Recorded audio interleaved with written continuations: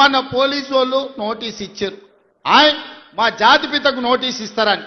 ఎవరికిరా నువ్వు జాతిపితవు? ఎవడు నీ జాతి? వినోద్రావు నీ జాత? ఎర్రబల్లి దయాకరావు నీ జాత? కుక్కడపల్లి కృష్ణారావు గారు నీ జాత? లేకపోతే తన్నీరు హరీష్ రావు గారు నీ జాత? నీ జాతికి పిత ఉండొచ్చు, మాకు మా నల్గొండకో లేకపోతే మా పాలమూరుకు నీ జాతితో ఏం పని? నీ జాతి ఏంది? నీ నీతేంది?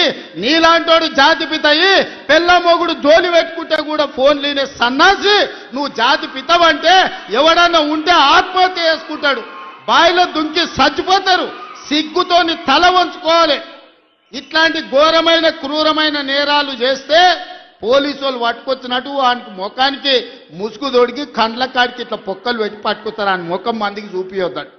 మన పోలీసు వాళ్ళు పిలిచినప్పుడు హరీష్ రావును కేటీఆర్ని అందరినీ ముఖానికి ముసుగు తొడిగి పట్టుకొచ్చేది ఉండే, లేకపోతే ముఖానికి మసి ఊసి పట్టుకొచ్చి పోలీసుల ముందర పెట్టేది ఉండే. పోలీసు వాళ్ళు మంచోళ్ళు కాబట్టి ఏమనలేదు. మా జాతిపితకు నోటీస్ ఇస్తావా? మా జాతిపితకు నోటీస్ ఇస్తే తెలంగాణ సమాజానికి అందించినట్టే అంటాడు. నీలాంటి దోపిడీదారుడు దొంగ లుచ్చ నువ్వెట్లా జాతిపితవైతావని నేను అడగదలుచుకున్న. మిర్యాలగూడ నుంచి సిగ్గులేని మాటలు మాట్లాడతారు.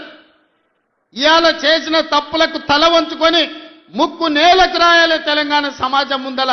తెలంగాణ మాకు రెండు బాధ్యతల్ని, ఒకటి తెలంగాణ తెచ్చిన పార్టీగా, రెండవది ప్రధాన ప్రతిపక్షంగా కూడా కంపల్సరీ మా డ్యూటీ మేము చేయాలి.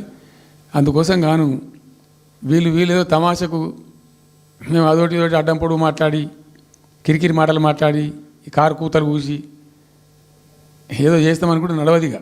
మేము అదొకటి ఇదొకటి అడ్డం పొడుగు మాట్లాడి కిరికిరి మాటలు మాట్లాడి ఈ కారు కూతలు కూసి ఏదో చేస్తామనుకుంటే నడవదిగా.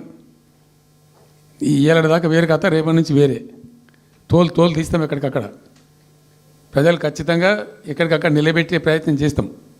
అడుగున చెక్ చేస్తాం, ప్రతి విషయంలో చెక్ చేస్తాం. Sufficient time we have given.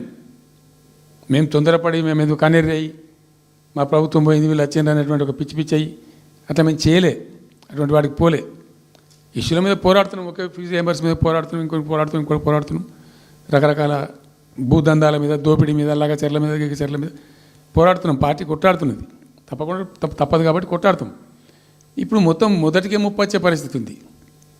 అటు గోదావరి మీద అరాకిరి చేసి చంద్రబాబు నాయుడు ఏపీ ప్రభుత్వం నల్లమల సాగరు, ఈ సాగరు, ఆ సాగరు, అటు గోదావరి దోపిడీ జరుగుతూ ఉంటే దాని మీద సప్పులు లేదు. ఇటు కృష్ణలో ఇంత ఘోరంగా పాలమూరు ఎత్తిపోతల మీద దీని మీద సప్పులు లేదు. మరి ఎవరి ప్రయోజనాల కోసం ఉన్నట్టు రాష్ట్ర ప్రభుత్వం? ఏం చేయడానికి ఉన్నట్టు? ఏం జరుగుతున్నట్టు రాష్ట్రంలో?